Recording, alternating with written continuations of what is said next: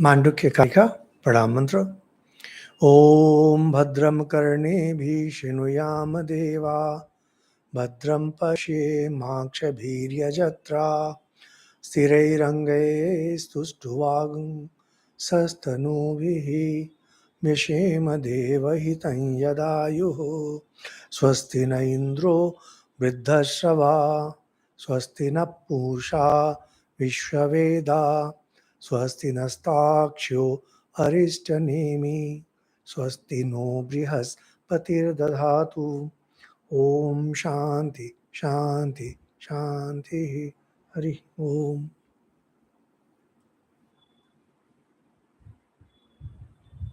The previous talk was on demolishing duality.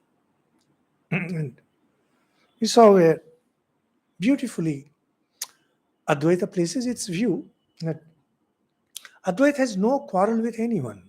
And one of the arguments used by Advaita against dualism is that they keep on quarreling with each other. So I don't know how much you will appreciate this argument, but it's pretty interesting. It's quite interesting. As for me personally, because see, it's good that we share our understanding. Like most of you, dear listeners, I also believe that earlier that this Dvait and Vishishta Dvait and Advait, these are watertight compartments, watertight philosophies. As I grew up, once I was studying Gita. And when you study Gita, and those of you who are interested, we have the entire series of Gita talks. You can just go in the playlist and see it. Those of you who are interested should watch Gita. So while studying Gita, particularly when I was going through chapter 12, chapter 15, etc., I had this problem. I also had this doubt that when Acharya Shankar is describing bhakti, he's describing bhakti just like a dualist, Dvaitavadi. And whenever he has to talk about qualified non-dualism, Vishishta Advaita, he's talking like that. So then I asked very senior learned monk, secret behind it. I won't forget that moment. That was one of those eureka moments for me when things became clear to me. He said, Advaita takes a complete picture. Dvaita and Vishishta Advaita, they take part picture. Very interesting, because that was the moment when the ideas became clear to me. And then after that, I've never looked back. Those who consider dualism to be correct, fair enough, you go ahead. I have no objection. And from that day onward, I didn't even study any of those great masters. Although they are great masters, no doubt about it. But the little that I read about Dvait and Vishishta Dvait is from Gospel of Sri Ramakrishna, not outside it. No more. Not interested. I understood what exactly the issue is. Now, Acharya Shankar is telling the same thing. Advaita takes the complete picture. It has no issues with any of these philosophies, because the moment you come into the empire of mind, the realm of mind, all these theories become valid. Any of these theories and every philosophy that the world has seen from the, say, Indian subcontinent, from Europe and other places, they're all valid. Why we have so many religions? Why we have so many gods? For the simple reason that there are so many minds. Nothing wrong with it. The day you can understand this, you will find that a lot of confusion will go away from your head. So now, we had mentioned in the beginning of this chapter that this chapter presents as many arguments as possible to establish Advaita and to demolish Dvaita. In the next verses, that is the verses that we will discuss today, the issue is that how Dvaita looks at this world and how Dvaita looks at the soul. The fundamental difference between Advaita and Dvaita, fundamental difference is that Dvaita considers this world as real. Real means it has an independent existence. Now, whether it is dependent on God or not dependent on God, that's not important. Important thing is it has a real existence. The way, say, Sankhya philosophy or Yoga philosophy, these two philosophies accept the world as real. Advaita does not accept it as real. We have discussed some of the arguments, and some arguments will continue. So, the discussion today is on simple and compound. Simple means it is in the most elementary form. Now, if something is simple in its essence, in its true form, it cannot change its nature. Those of you who have studied Western philosophy even a bit, you know that Plato has described beautifully in his works how Socrates used to teach. And there, the idea about quality. Think of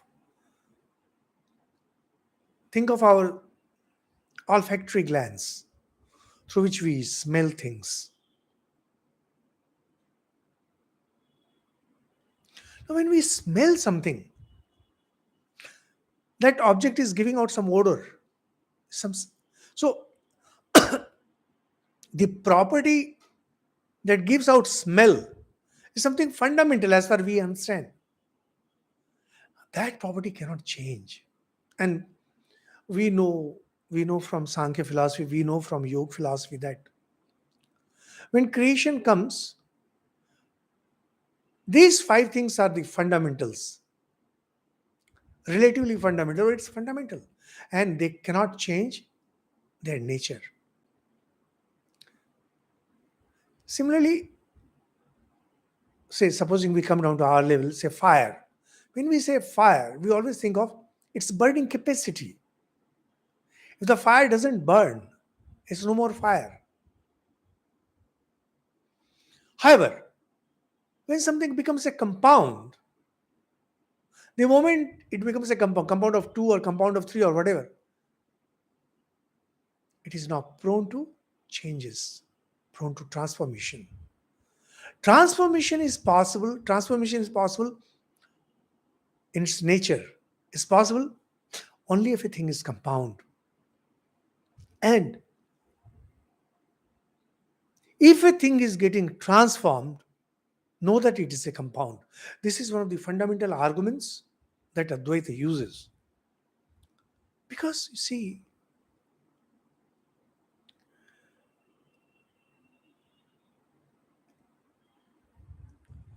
Atman, which is the simplest of the simple.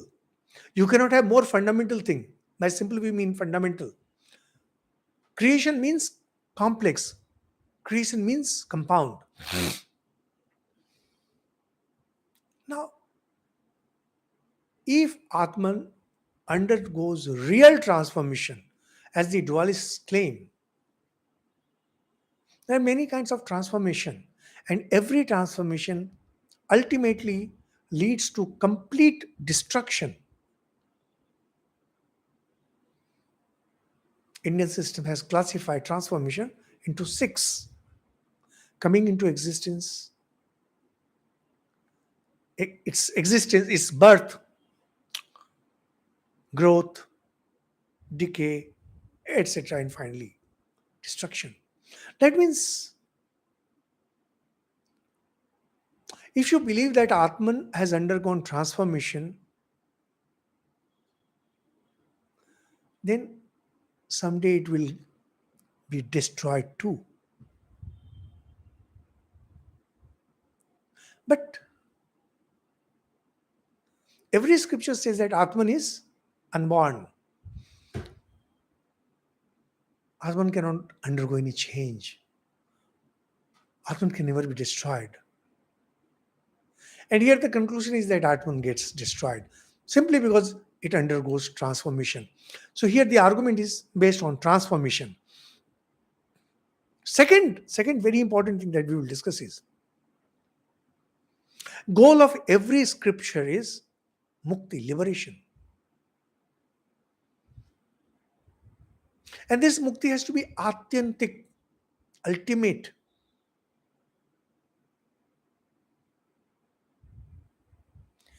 If this world is real, if the transformation of Atman is real, then the bondage also becomes real. If the bondage becomes real, mukti can never be permanent.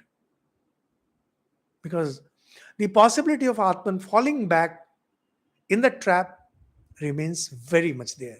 This is the problem with every dualistic system. You may go to heaven if you follow your religion or any of these religions.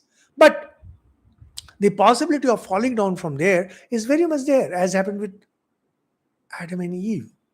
Adam and Eve were living in the heaven. They fell down. You can also fall down. So you cannot have the ultimate mukti. So mukti, as defined in the scriptures, can come only through Advaita. And the bondage has to be unreal.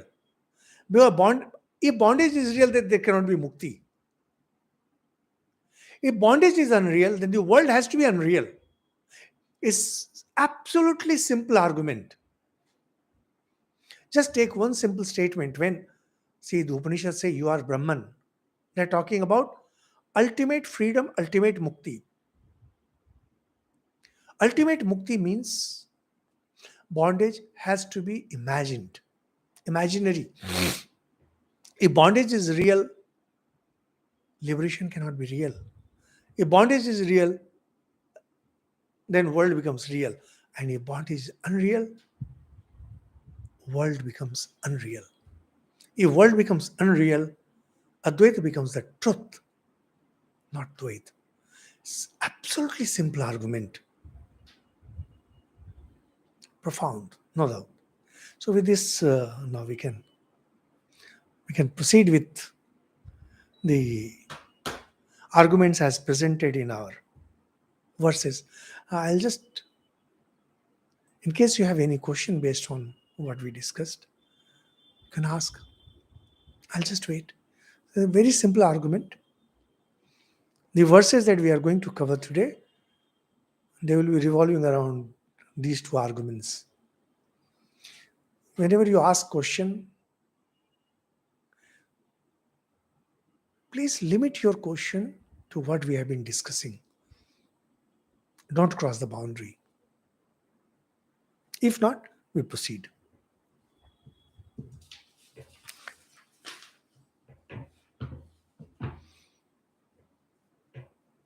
So verse number 19 says, Maya vidyate yetat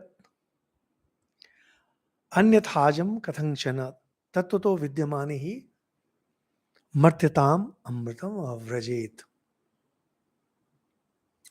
Atman is unborn. It becomes manifold through Maya, not otherwise.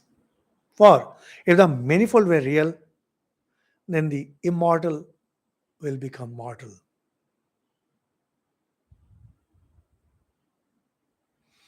Maya vidyate hi etat anyatha ajam kathanchana. Aja, it's immortal. Atman is immortal. That's how the scriptures have described.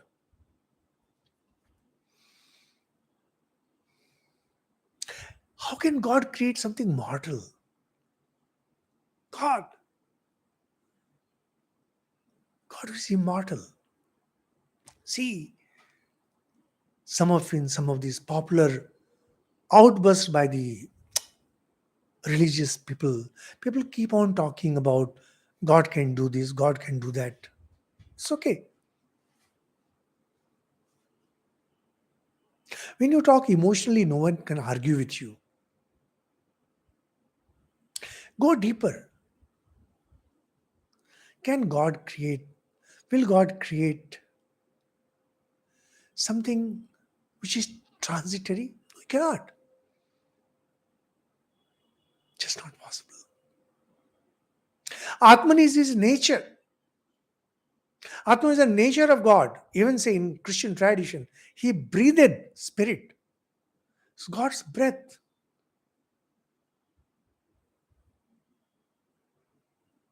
So how can Atman, how can Atman undergo transformation and ultimately to destruction? This is what verse number 19 says. Dear listeners, I am really impressed by the tenacity that you have. You are listening to these talks. We have, I think, crossed more than 30 talks. So wonderful, amazing. However, it's time for you to understand the finer points of Mandukya Karika. It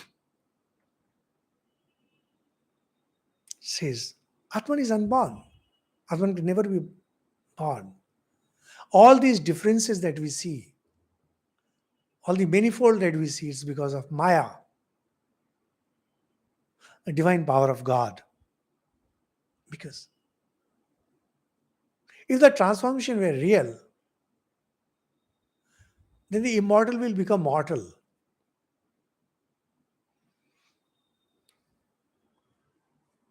Now, because of YouTube, we have some cranks coming up, commenting here and there. See, the moment you are talking about God, the moment you bring up this term God, the moment you bring up this term Atman, you should have some fundamental understanding, some very basic understanding about what is God, what is Atman.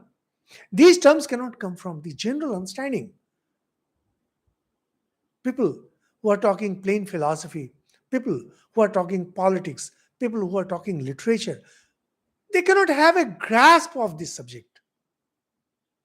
The moment you say Atman, the moment you say God, you have accepted spirituality as truth. If you have accepted spirituality as truth, then you need to move your arguments accordingly.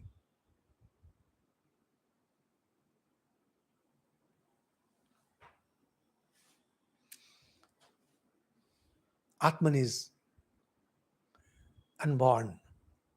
So it cannot be born. It cannot have any transformation. All the transformation that we see,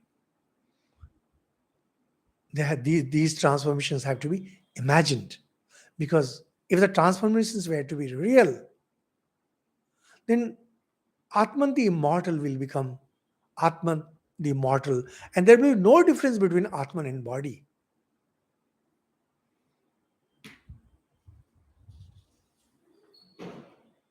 That would be crazy. Because every scripture says that spirit, you see, when you look at, say, even the Bible, they're talking about body and spirit are qualitatively different. But the behavior of spirit becomes the behavior of the body. It's strange, not possible. No sane mind who believes in spirituality, who believes in religion, will ever believe that the unborn, the immortal, the immutable can acquire opposite properties. No, not possible. अजातस्यैव भावस्य जातम इच्छन्ति वादिनः अजातो हि अमृतो भावो मर्त्यताम कथमेष्यति. Verse number 20. Now, these ideas we have discussed many times, so we'll speed up. So it says, these dualists, they assert that the unborn Atman becomes born. So, how is it possible? Atman has been described in the Upanishads as unborn, aja. The term is aja, that which is never born. Acharya Shankar uses the term Brahmavadino Vavaduka, these garrulous Vedantins. Garrulous. They indulge in sophistry. See, nowadays so many people are talking about Vedanta. And nothing wrong with it. Because many people are coming to know the term Vedanta. However, the mixing up is so bad. In the name of Advaita, very often you are presenting psychology. In the name of Advaita, unconsciously you are presenting monotheism. Because many people think of Advaita as one. Advaita is not one. We have discussed many times. Advaita is beyond zero, beyond one.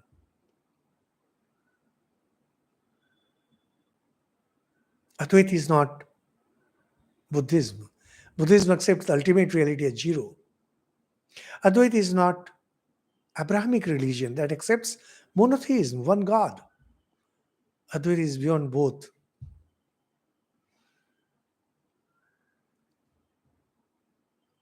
Acharya Shankar uses the expression garrulous. Bhavaduka, they keep on talking. See, if we were to accept their premises, their theory, then Atman the immortal becomes Atman the immortal. Atman the unborn becomes Atman the born. See, dear listeners, by now all of you, every one of you must be familiar with the theory of creation according to the Bible. According to the Bible, God created the universe and there was spirit, etc., etc., and Adam and Eve fell down. If you go probing, if you go deeper, you will realize that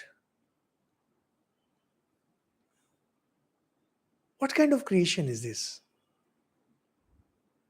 God's creation has to be immortal. It's coming out of God. It has to be unborn.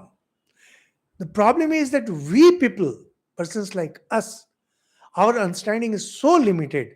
We see that beings are getting born every day, practically in every species. So we think that creation also must have come something like that. It is in our nature, it is in human nature to apply our limited knowledge, whatever knowledge we have, on the unknown. So we apply the knowledge of world on the empire of spirituality too. Spirituality is not, of course, empire, but the reality of spirituality. And so we think that this universe was created and I was created and things like that.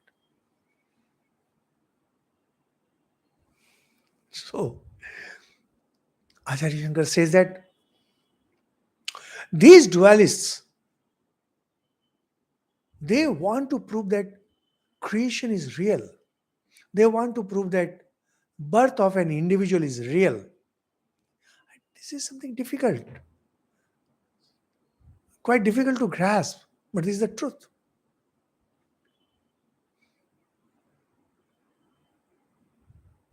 Gita beautifully says, Jata si dhruvo mrityu dhruvam janma mritasya. Anything that is born will die. If Atman is born, Atman will die. Now, if Atman dies, Atman becomes something like a body. Where is its speciality in being the spirit?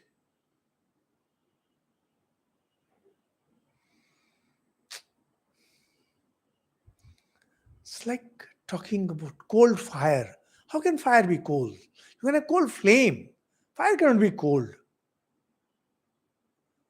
Anything, anything that is known by its essence has to retain its essence.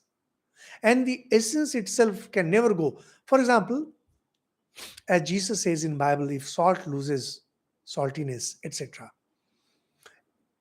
Salt may lose its saltiness. It becomes piece of stone. But the test salt, saltiness itself can never lose its essence.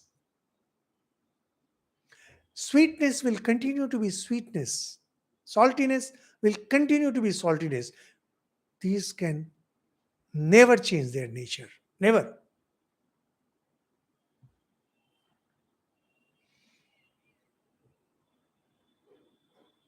It is in the nature of Atman to be unborn.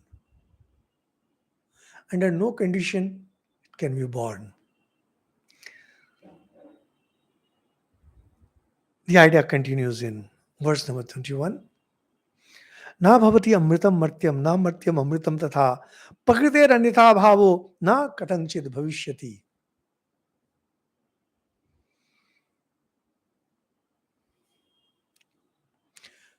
The immortal, that which is immortal, can never become mortal, nor can the mortal become immortal. There is no way. For it is never possible for a thing to change its nature.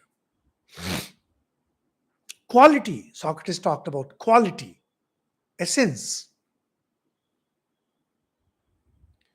A cloth is, see, you say red cloth. That piece of red cloth, you can change its color. You can apply some other color. And the red cloth may become green cloth. But redness can never become green. No, that's its essence. What is this life about? My life, your life, and dear listeners. Life is all about going back to your essence. Life is about a search for essence, your essence.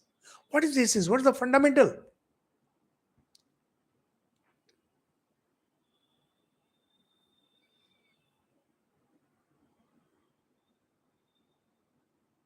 If you have known what is the essence of everything, you have known knowledge. Just digressing a bit. It is in my nature to digress. Do you know what is mathematics? Mathematics is just a tool. It is some kind of a bridge that shortens the vastness of knowledge. For example, think of you need to add something. Say there's a heap which has 100 elements, 100 objects. There's another heap which has say 200 elements, 200 objects, same kind.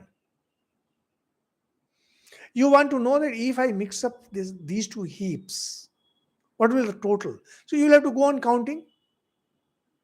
First 1 to 100, and then from 100 to 300, and you say 300. What addition does is it shortens the process and you reach the other end of knowledge quickly. Look at any subject, physics, chemistry, psychology, go to any subject. Every subject is shortcut to knowledge. Every subject, be it mathematics, be it physics, be it chemistry, these are all shortcuts to knowledge, bridges to knowledge, or tunnel to knowledge. Use whatever term you will. What is the ultimate shortcut to knowledge? Knowing the essence. Once you have known the essence of this universe, once you have known the essence of existence, now you are master of complete knowledge. Mathematics gives you part knowledge, physics gives you part knowledge, chemistry gives you part knowledge. But if you can know the entire knowledge, then you won't need any bridges.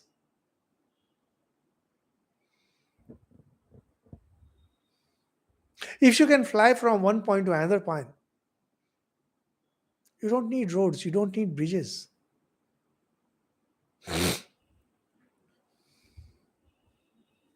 Once I had been to Leh. Leh is in Ladakh, and I was going by road. It took me around 4 days to travel by road. During my return, I came by flight. It took me less than 1 hour. I found it so funny. Well,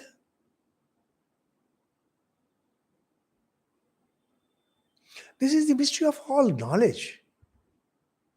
When you are taking one of these bridges, when you take mathematics, when you take physics, they act like bridges to knowledge, shortcuts to knowledge. If you have known the whole thing, you don't need bridges. That's why spiritual person, they don't need science.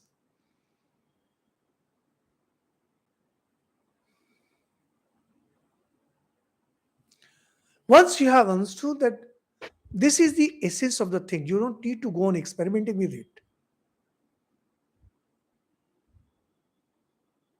If the essence of a thing is to be immortal, you need to know that it can never change its essence and it can never become mortal. Similarly, a mortal thing can never become immortal. You might have heard people when they fall head over heel in love, they say that, may I get you in all my births? Can you get? No, you cannot. Because you are mortal. He is mortal. She is mortal. Once it's over, it's over. Mortal can never be immortal. Conversely, immortal can never be mortal. Here the discussion is on the essence, the ultimate essence. And the ultimate essence is Atman. What is Atman? Immortal.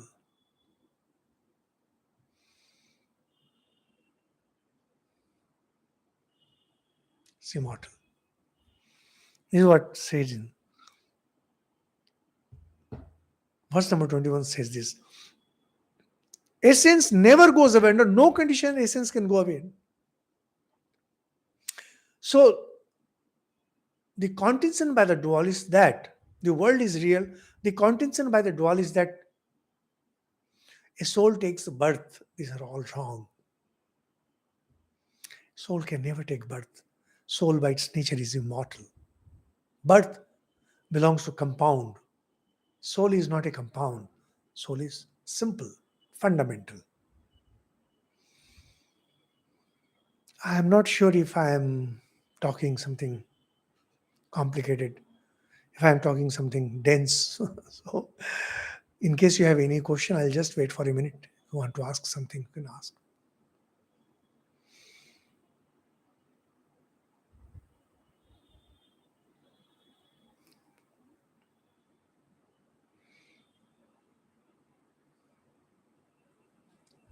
Not responsive, profound.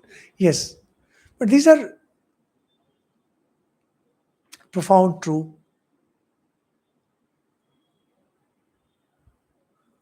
These arguments seem subtle. Actually, they are extremely fundamental.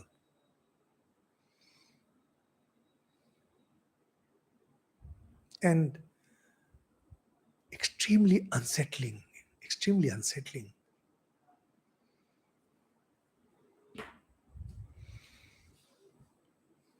The idea is continued in verse number 22. Dear listeners, in case you have question, you ask.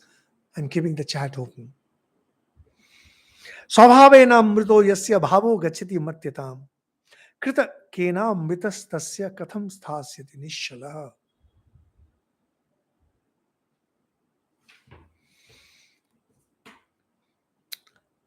How can one who believes that an entity by nature immortal becomes mortal maintain that the immortal, after passing through change, retains its changeless nature?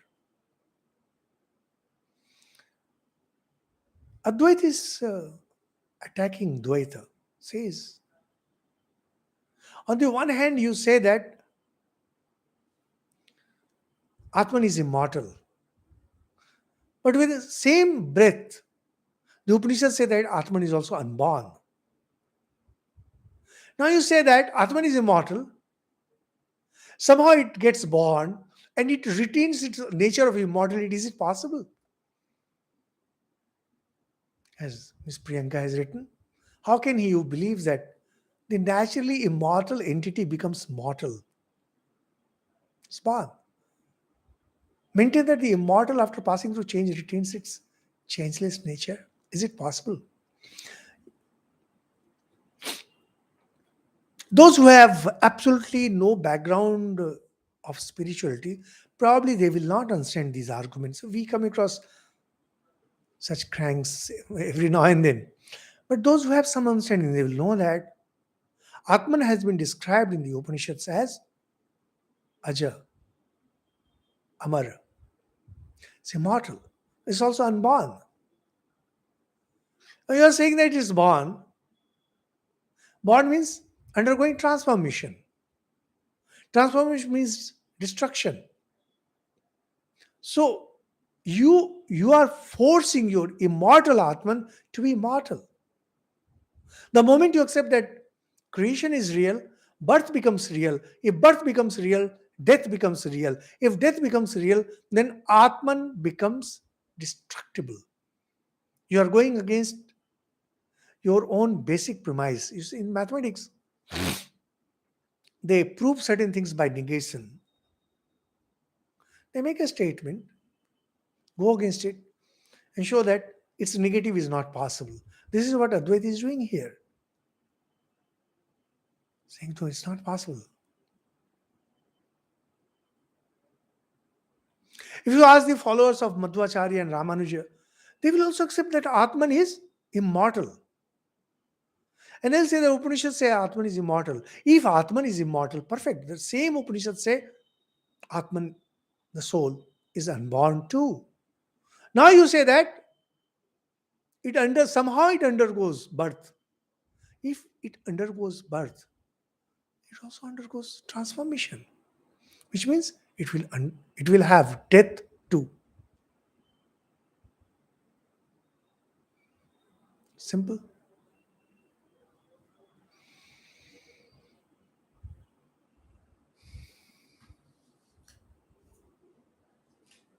Today, we are going a bit fast because we don't have anything complicated to discuss. So I am continuously worried that whether or not I am clear.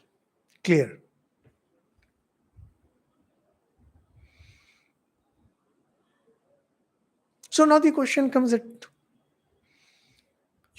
that means Advaita is propounding the theory that there never was creation. Now what about me and what about you? Advaita never denies it. This is a major confusion that people have. Advaita never denies the importance of food. Say, for example, Advaita will never deny the importance of sleep, of activity. Advaita does not deny that creation is there. What Advaita says that it is not real. By real, we mean it has its absolute existence. What it is?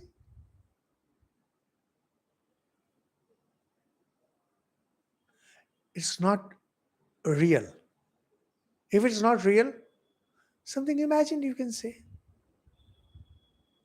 Changing state, it's not permanent. These are actually technical terms. Real and unreal, these two are extremely technical terms. If you can understand what is real, the definition of real is that which stays same in the past, present, and future.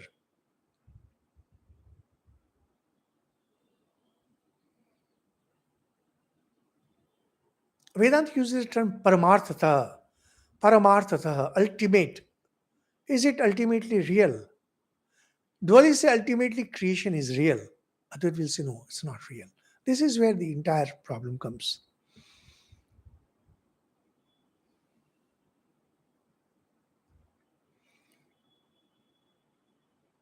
The idea continues in the next verse, 23.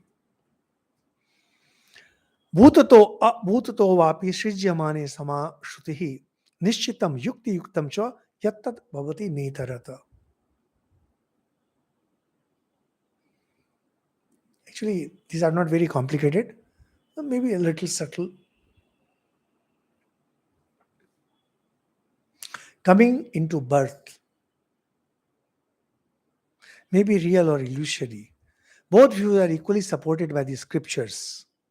But That view, which is supported by the scriptures and corroborated by the reason, is alone to be accepted and not the other. This is again slightly subtle verse. If you go through the Vedas, if you go through the Upanishads, you find that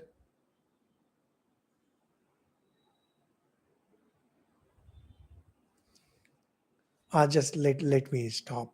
Here is Mr. S. Santosh. Says Swamiji, does the journey to Advait passes through Dvait? See, it's so difficult, Mr. Santosh, and it's very difficult. The question is good because if you have been listening to our talk, even today from minute one, I mentioned how even to me, Dvaita, Vishishta Dvaita, and Advaita seemed compartmentalized. That means they have nothing in common. However, Sri Ramakrishna has repeatedly talked about these three in the same breath. And he also uses the example of, say, bale fruit. He says that the essence, the main pulp of bale, that's important. There are seeds. There is the outer shell too. But mind it, these are examples. Now, when Swamiji talks, as we mentioned in the previous talk, that first comes dualism, then comes Vishishtadvaita, and then comes Advaita. But not necessarily, as Mr. Santosh is asking. No, it's not compulsory. Not compulsory. If you accept Dvait as a bhava, I wonder if you can understand it. Dvait not as a philosophy, but Dvait as a bhava, then you'll find that Sri Ramakrishna, even after attaining Advaita, very often stayed in Dvaita bhava. That means, even towards his end, we find that he's talking to Mother Kali. Now, when you're talking to Mother Kali, it is Dvaita. But that is a bhava. That is your mental attitude, your feeling. Philosophically, if you say that Dvait is correct, in that case, you can never go to Vishishtadvaita nor you can ever go to Advaita. So, Dvait and Vishishtadvaita as bhav, as your mental attitude, or just as states, perfectly all right, nothing wrong with it. Then you cannot say that you go from Dvaita to Advaita because we find that Sri Ramakrishna is coming from Advaita back to Dvaita. In fact, this is one of the arguments used by the dualists that even when you talk about Advaita in Samadhi, etc., you come back to Dvaita. Because if you have to live in this world, you will have to have Dvaita. If you don't have Dvaita, you cannot live in this world. How will you eat food? You cannot eat food. If you see that you and food, you are same, how can you eat? It's not possible. However, these arguments are not really so profound because we never had such a wonderful example of complete spiritual world before Sri Ramakrishna. So, for example, when we have Sri Ramchandra, we have Sri Krishna, we have, say, description of Brahma, we have description of Vishnu, description of Shiva in different Purana. But we do not get the complete picture. A relatively good picture you get in Bhagavatam. Bhagavatam is one of the rarest books that gives us a lot of picture. But reading in a book and seeing directly in life, these are two different things. We find how Sri Ramakrishna, who was at the level of philosophy, dualism as philosophy, because he's seeing Mother Kali as real. From there, he goes to Advaita, and then everything else becomes state of mind. So, duality becomes an attitude. Vishishtadvaita becomes attitude. Advaita remains the real.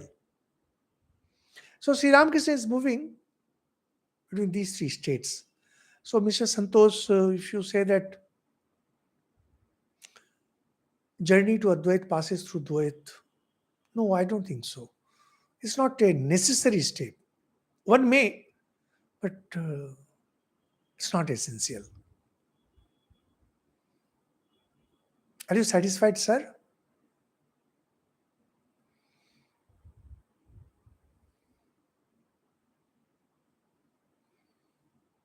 Anyone else? Any comment on this?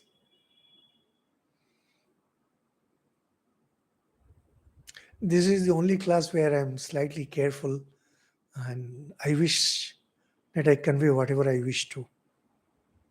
Because,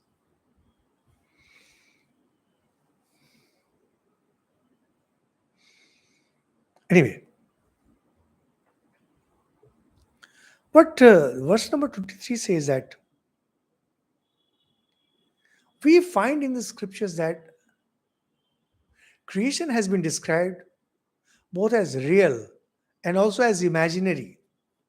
And there are many verses in the Vedas, there are many verses in the Upanishads where you find God created that kind of thing.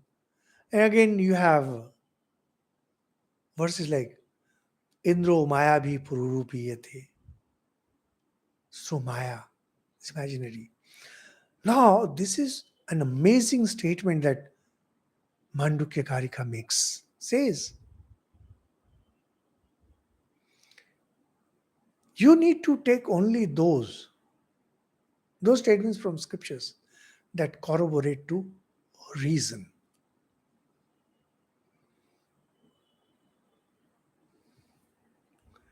This was a very complicated problem in Christianity too.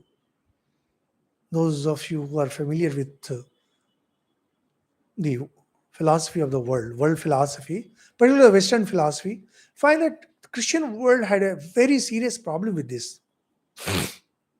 What if there is a conflict between some statement from the Bible and say reason? The church had problems resolving this. Fortunately, in India, fortunately for Hinduism, the Vedas are so vast, that practically everything is there. So you need to apply your mind and see what is more reasonable. Because this statement is and that statement is also there. This is a, on the one hand, this is a great advantage. On the other hand, this is a great disadvantage. Because, as they say, the devil quoting the scripture, devil can quote from the scripture, and you can quote from the scripture and you can come up with any idea.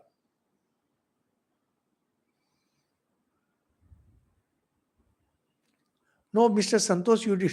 So Mr. Santosh is again asking, going from Dvait to Advait and again returning. No, I don't think so. It's not that.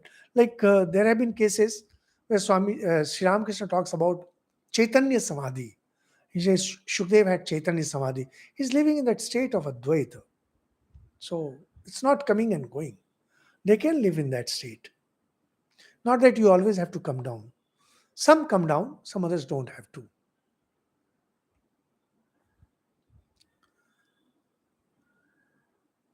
So our scriptures, they talk about creation as real. Our scriptures also talk about creation as something imaginary. By imaginary means it appears, but the transformation is not real. Transformation is there, but it's not real.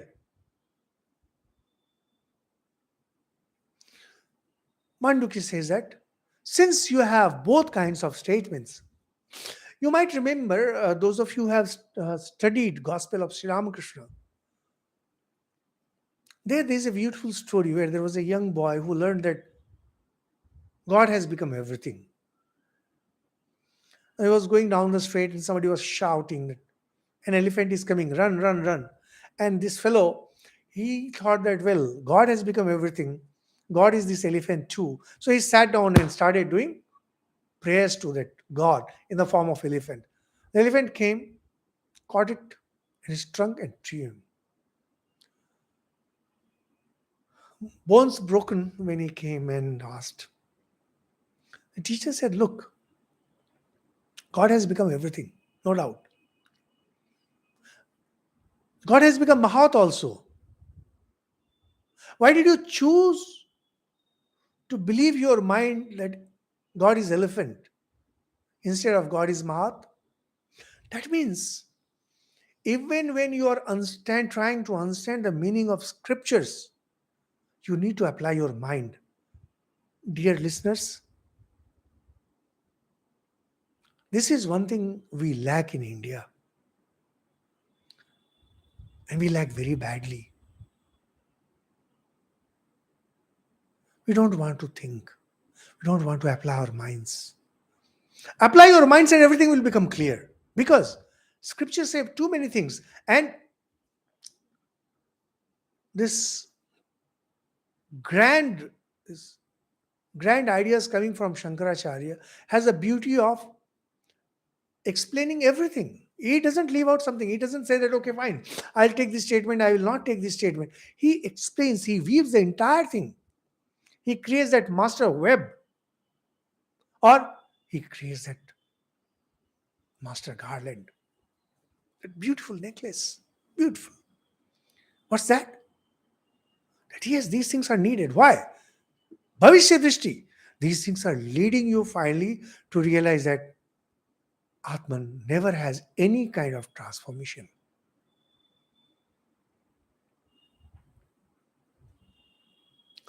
Vedanta goes by Shruti Yukti Anubhuti. Scriptures, reasoning, your own realization. How do you understand? How do you feel about it?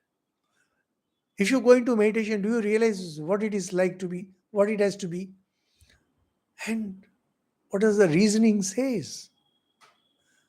Whatever your reasoning, whatever your understanding, do these two get corroborated by the scriptural statements?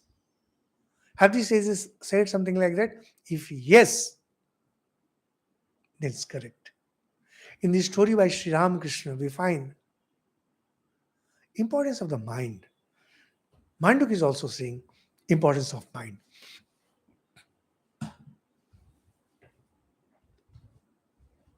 So, however, this importance of mind is conditional.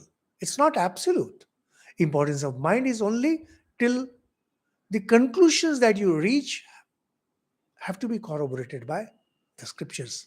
Similarly, if you find two, three different kind of statements, apply your mind, apply reasoning and see where it leads to.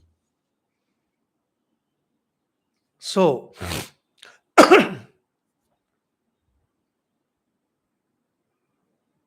Acharya Shankar, in his commentary, beautifully says,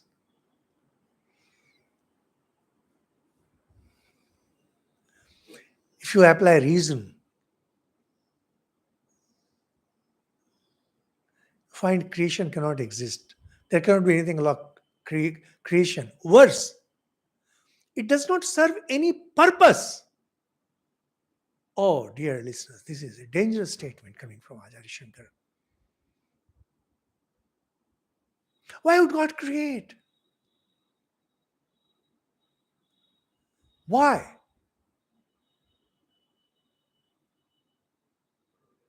There has to be some purpose. God is not a kid. God is not a madman.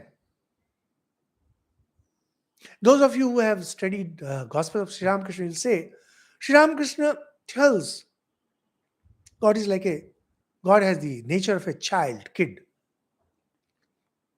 God creates like this. So why Sri Ramakrishna is talking like that? Sometimes he says, we have come to this world to expend some of our karma. Are these statements coming from Sri Ramakrishna are to be taken as absolutely real? No, you cannot. Why? Because there are statements from Sri Ramakrishna which are contrary to these. How do you take? Well, religion has to take care of all kinds of mind. Gita beautifully says, Na buddhi bhedam janayed yajnanam karma sanginam. People of ordinary intellect, people of inferior intellect can understand religion only in terms that they understand. For them, these statements are compulsory. But as you evolve, so something extremely important in religion is evolution. You have to evolve. If you are not evolving in spirituality, there is something wrong with you. As Swamiji beautifully says in our Inspired Talk series, you'll find it is good to be born in a church.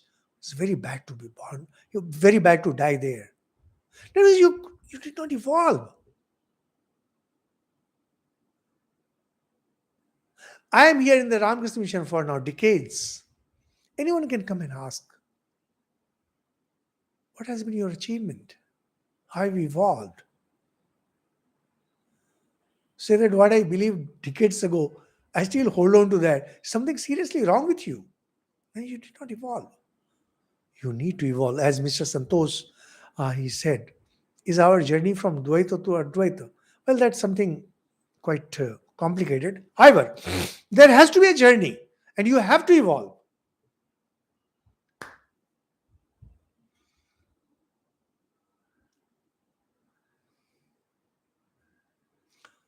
Creation cannot be proved to be real by any means. And worse, creation serves no purpose. And this is the problem with the Western world. Since God created this universe, there must be a purpose. And if there is a purpose, since I am part of this creation, I must have a purpose. So I must have a purpose in life. I must have a goal in life. And this goal must be short-term goal and long-term goal. And this goal, mid-term goal, and that goal, and total confusion.